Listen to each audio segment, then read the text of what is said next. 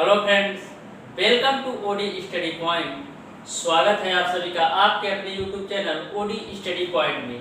तो प्यारे दोस्तों, आज हम आप लोगों को फिजिक्स के टॉप 20 क्वेश्चन ऐसे करवाएंगे जो आपके पॉलिटेक्निक इंडेक्स एग्जाम में बार बार पूछे जाते हैं। तो स्टार्ट करते हैं, देखते हैं पहला क्वेश्चन आपका है, पिछड़ त्रुटि का कारण है। ऑप्शन ए आपका है पेज का सिरा घिस जाना, ऑप्शन बी आपका है पेज का ढिबरी का ढीला हो जाना, ऑप्शन सी आपका है असमान चूड़ी अंतराल और ऑप्शन डी आपका है उपरोक्त में से कोई नहीं। तो पिछड़ त्रुटि का जो कारण होता है वह पेज के ढिबरी में ढीला हो जाने का होता है। इस तरीके से आपका ऑप्शन नंबर बी सही हो जाएगा। नेक्स्ट क्वेश्चन है आपका, सदिश राशि है, ऑप्शन ए आपका दे दिया है दूरी, ऑप्शन बी आपको दे दिया है चाल, ऑप्शन सी आपको दे दिया है वेग और ऑप्शन डी आपको दे दिया है द्रव्यमान। तो सदिश राशि कौन सी है? वेग एक सदिश राशि है, जबकि चाल वहीं पर आपका एक अदिश राशि है। तो इस तरीके से आपका ऑप्शन नंबर सी सही हो जाएगा। नेक्स्ट क्वेश्चन आपका है, दो समान वेक्टरों का परिणाम शून्य है, उनके बीच का कोण होगा। ऑप्शन ए आपका है 90 डिग्री, ऑप्शन बी आपका 180 डिग्री, ऑप्शन सी आपका 45 डिग्री और ऑप्शन डी आपका है 0 डिग्री। बोला है दो समान वेक्टर, उनके परिणाम 0 है, तो परिणाम r का मान जो है वो आपको 0 लेना है। और दो समान वेक्टर हैं, मैंने मान लिया एक वेक्टर आपका p है और दूसरा वेक्टर p है q है, तो दोनों को समान लेना है। तो p बराबर p1 ले लेते हैं और q बराबर p1 ले लेते हैं। क्यों? क्योंकि दो समान वेक्टर लिया जा रहा है, तो इसको भी मैंने p1 ले लिया और इसको भी p1 ले लिया। अब सॉल्व कर दीजिए, तो आपका होता है r बराबर √p स्क्वायर धन q स्क्वायर धन 2pq cos थीटा होता है। अब दोनों तरफ स्क्वायर कर दीजिए, तो r स्क्वायर बराबर आपका हो जाएगा p स्क्वायर धन q स्क्वायर धन 2pq और cos थीटा। यहाँ पर r की वैल्यू 0 लेना है, तो इधर 0 हो जाएगा। p का मान कितना लेना है? p1 का स्क्वायर, q का भी मान p1 लेना है, तो p1 का स्क्वायर धन 2 p1 गुणे p1 इंटू cos थीटा। तो यहाँ से आपका हो जाएगा माइनस का 2p1 स्क्वायर बराबर 2p1 का स्क्वायर इंटू का cos theta. a2p1 square cancel हो जाएगा, तो यहाँ से आपको मिलेगा cos थीटा बराबर -1, तो थीटा की वैल्यू कितनी आ जाएगी? 180 डिग्री। इस तरीके से आपका ऑप्शन नंबर बी सही हो जाएगा। देखते हैं नेक्स्ट क्वेश्चन, दो सदिशों का परिणामी अधिकतम होगा जब उनके बीच का कोण हो। ऑप्शन ए आपका है 0 डिग्री, ऑप्शन बी आपका है 90 डिग्री, ऑप्शन सी आपका है 60 डिग्री और ऑप्शन डी आपका है 30 डिग्री। तो दो सदिशों का परिणाम अधिकतम कब होता है? जब उनके बीच का कोण 0 डिग्री होगा। ऐसा इसलिए होता है क्योंकि जो एक वैल्यू होती है किसी भी त्रिकोणमिति फलन का मान, तो वो अधिकतम होता है। तो यहाँ पर 0 रखेंगे तो ये वैल्यू 1 होगा, तो 1 पर ही अधिकतम मान होता है। इस तरीके से आपका ऑप्शन नंबर ए सही हो जाएगा। नेक्स्ट क्वेश्चन है आपका, एक किग्रा भार का मान होता है। ऑप्शन ए आपका है 0.98 न्यूटन, ऑप्शन बी आपका है 98 न्यूटन, ऑप्शन सी आपका है 9.8 न्यूटन और ऑप्शन डी आपका है 1 न्यूटन। तो एक किग्रा भार का जो मान होता है 9.8 न्यूटन।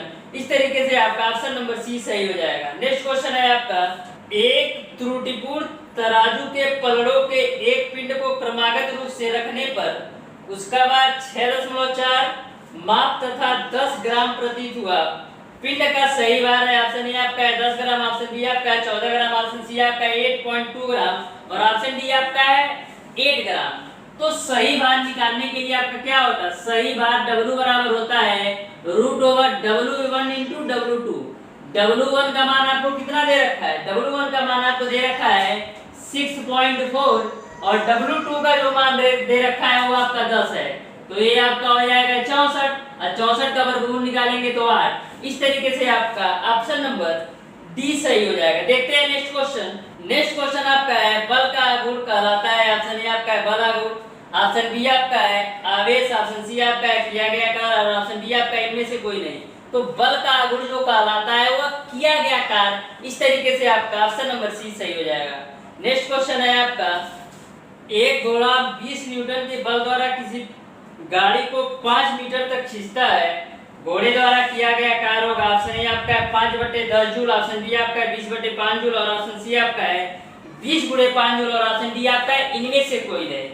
बोला जा रहा है कि 20 न्यूटन यानी F की वैल्यू आपको दे दिया है 20 न्यूटन और जो दूरी तय कर रहा है S की वैल्यू आपको दे दिया है 5 मीटर। तो क्या होता है किया गया का W बराबर होता है F × S। F की वैल्यू 20 दे दिया है, S की वैल्यू 5, तो 20/5 जूल हो जाएगा।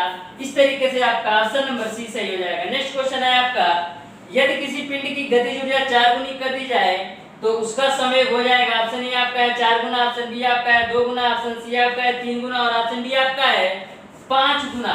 तो काइनेटिक एनर्जी और समय में क्या संबंध होता है? काइनेटिक एनर्जी बराबर आपका होता है p²/2m। बोला जा रहा है संवेग को 4 गुना, तो यहाँ पर मान लीजिए A1 है और ये आपका काइनेटिक एनर्जी 2 है, संवेग को 4 गुना कर दीजिए तो हो जाएगा आपका 4p² / 2m। तो यहाँ से आप सॉल्व करेंगे तो 4p², इसका आप वर्गमूल निकालेंगे तो आपको कितना मिलेगा 2p और यहाँ पर आपको क्या मिलेगा p/√2m और यहाँ पर आपको मिलेगा 2p/√2m। ये आपका हो जाएगा। तो यहाँ से पूछा जा रहा है कि काइनेटिक एनर्जी कितने गुना हो जाएगा, तो काइनेटिक एनर्जी कितने गुना हो जाएगा 2 गुना। इस तरीके से आपका ऑप्शन नंबर बी सही हो जाएगा। नेक्स्ट क्वेश्चन है आपका, यम द्रव्यमान के एक कण का समय p है, इसकी गतिज ऊर्जा होगी। ऑप्शन ए आपका है m × p, ऑप्शन बी आपका है p²m, ऑप्शन सी आपका है p²/m और ऑप्शन डी आपका है p²/2m। तो मैंने अभी आपको बताया गतिज ऊर्जा और संवेग में संबंध क्या होता है। आपका गतिज ऊर्जा और संवेग में संबंध होता है काइनेटिक एनर्जी बराबर होता है p²/2m। इस तरीके से आपका ऑप्शन नंबर डी सही हो जाएगा। देखते हैं नेक्स्ट क्वेश्चन। एक गुब्बारे में 250 ग्राम जल भरा हुआ है, जल में इसका भार होगा। ऑप्शन ए आपका है 200 ग्राम, ऑप्शन बी आपका है 500 ग्राम, ऑप्शन सी आपका है 0 और ऑप्शन डी आपका है इनमें से कोई नहीं। तो भारहीन गुब्बारे में 250 ग्राम जल भरा है तो जल में उसका भार 0 होगा। इस तरीके से आपका ऑप्शन नंबर सी सही हो जाएगा। देखते हैं नेक्स्ट क्वेश्चन है, निम्नलिखित आवृत्तियों वाली तरंगों में से कौन सी तरंगे मनुष्य को नहीं सुनाई देगी। ऑप्शन ए आपका है 15 हर्ट्ज, ऑप्शन बी आपका है 250 हर्ट्ज, ऑप्शन सी आपका है 1000 हर्ट्ज और ऑप्शन डी आपका है इनमें से कोई नहीं। तो मनुष्य के जो सुनने की प्रवृत्ति होती है वो आपका होता है 20 हर्ट्ज से 20,000 हर्ट्ज से कम, यानी 20 हर्ट्ज के ऊपर और 20,000 हर्ट्ज से कम की आवृत्ति को सुन सकता है। तो इसमें आप देख रहे हैं एक आपको दिया है 15 हर्ट्ज, तो 20 हर्ट्ज के ऊपर या 20,000 हर्ट्ज से कम को सुनता है तो 15 हर्ट्ज को नहीं सुन पाएगा। इस तरीके से आपका ऑप्शन नंबर ए सही हो जाएगा। नेक्स्ट क्वेश्चन है आपका, अनुप्रस्थ तरंगें उत्पन्न की जा सकती है। ऑप्शन ए आपका है ठोस व गैस में, ऑप्शन बी आपका है ठोस व द्रव में, ऑप्शन सी आपका है गैस व द्रव में और ऑप्शन डी आपका है ठोस द्रव गैस में। तो अनुप्रस्थ तरंगें जो उत्पन्न की जा सकती है वो ठोस द्रव व गैस में। इस तरीके से आपका ऑप्शन नंबर डी सही हो जाएगा। नेक्स्ट क्वेश्चन है आपका, विद्युत चुंबकीय तरंग जिसकी तरंगदैर्घ्य 30 सेमी और वेग 3 × 10⁸ मीटर पर सेकंड है तो आवृत्ति है। ऑप्शन ए आपका है 5000 मेगाहर्ट्ज, ऑप्शन बी आपका है 500 मेगाहर्ट्ज, ऑप्शन सी आपका है 50 मेगाहर्ट्ज और ऑप्शन डी आपका है इनमें से कोई नहीं। तो इस क्वेश्चन को सॉल्व करने के लिए सबसे पहले आपको क्या दिया है, आपको दे रखा है तरंगदैर्घ्य 30 सेमी यानी लैम्डा का मान दे दिया है 30 सेमी। 30 सेमी को मीटर में चेंज करेंगे तो क्या मिलेगा आपको 0.3 मीटर।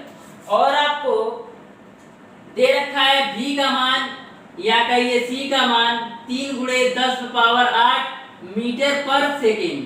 आपको पता है v बराबर होता है n लैम्डा, आपको n की वैल्यू निकालना है तो n बराबर क्या हो जाएगा v/लैम्डा। v का मान आपको कितना लेना है, v का मान लेना है 3 × 10⁸ और लैम्डा का मान लेना है 0.3। तो a आपका क्या हो जाएगा 0.3 है।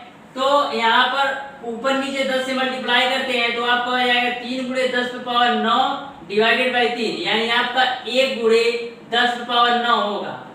अब आपको सारी वैल्यू यहाँ पर आपको सारी वैल्यू आपको दे रखा है मेगाहर्ट्ज में। तो यहाँ से आप सॉल्व कर लीजिए तो इसको आप क्या लिख सकते हैं, इसको आप लिख सकते हैं 1000 × 10⁶ मेगाहर्ट्ज। तो 1000 × 10⁻⁶ है मेगाहर्ट्ज के रूप में, आपका कोई ऑप्शन नहीं दिया है, इस तरीके से आपका ऑप्शन नंबर डी सही हो जाएगा। नेक्स्ट है क्वेश्चन आपका, ध्वनि की तीव्रता को मापते हैं, ऑप्शन ए आपका हर्ट्ज, ऑप्शन बी आपका डेसिबल, ऑप्शन सी आपका सेकंड और ऑप्शन डी आपका मीटर।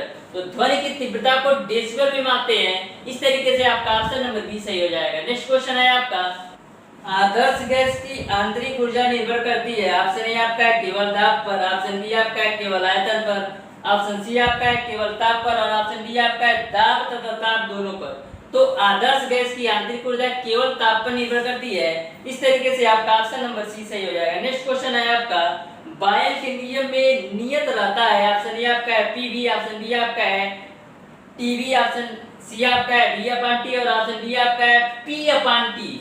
तो बायल के नियम के अनुसार आपने पढ़ रखा होगा कि बायल के नियम में टेम्परेचर कांस्टेंट होता है और जो आपका दाब होता है आयतन के व्युत्क्रमानुपाती होता है, तो यहाँ से आपका क्या निकलता है, पीवी बराबर कांस्टेंट। इस तरीके से आपका ऑप्शन नंबर ए सही हो जाएगा। नेक्स्ट क्वेश्चन है आपका, वायुमंडलीय दाब पर जल 100 डिग्री सेल्सियस पर उबलता है, यदि दाब कम कर दिया जाए तो पानी उबलेगा, ऑप्शन ए आपका है उच्च ताप पर, ऑप्शन बी आपका है निम्न ताप पर, ऑप्शन सी आपका है उसी ताप पर और ऑप्शन डी आपका है क्रांतिक ताप पर। यदि वायुमंडलीय दाब पर जल 100 डिग्री सेल्सियस पर उबलता है, तो यदि दाब कम कर देंगे तो वो निम्न ताप पर उबलेगा, इस तरीके से आपका ऑप्शन नंबर बी सही हो जाएगा। नेक्स्ट क्वेश्चन है आपका, दो वस्तुओं में ऊष्मा का प्रवाह निर्भर करता है, ऑप्शन ए आपका है उनके द्रव्यमानों पर, ऑप्शन बी आपका उनमें ऊष्मा की मात्रा पर, ऑप्शन सी आपका है उनके तापांतर पर और ऑप्शन डी आपका है इनमें से कोई नहीं। तो दो वस्तुओं के बीच ऊष्मा का प्रवाह उनके तापांतर पर निर्भर करता है, इस तरीके से आपका ऑप्शन नंबर सी सही हो जाएगा। नेक्स्ट क्वेश्चन है आपका, रेल की पटरियों के उत्तरोत्तर खंडों के बीच जगह छोड़ी जाती है क्योंकि, ऑप्शन ए आपका है लोहे के छोटे खंड बनाना सरल है, ऑप्शन बी आपका है छोटे खंड मजबूत होते हैं, ऑप्शन सी आपका है इससे पटरियों को ऊष्मीय प्रसार के लिए स्थान मिल जाता है और ऑप्शन डी आपका है इससे लोहे की बचत होती है। तो रेल की पटरियों के बीच जगह छोड़ने का मेन रीजन ये होता है कि उनको ऊष्मीय प्रसार के लिए स्थान मिल सके, या यह कह सकते हैं पटरियों को ऊष्मीय प्रसार के लिए स्थान मिल सके, इस तरीके से आपका ऑप्शन नंबर बी सही हो जाएगा। तो प्यारे दोस्तों, इस तरीके से मैंने आपको फिजिक्स के टॉप 20 ऐसे क्वेश्चन करवाए जो आपके पॉलिटेक्निक इंडेक्स एग्जाम में बार बार पूछे जाते हैं। तो वीडियो अगर पसंद आया हो तो ज़्यादा से ज़्यादा लाइक, शेयर और सब्सक्राइब जरूर कीजिएगा।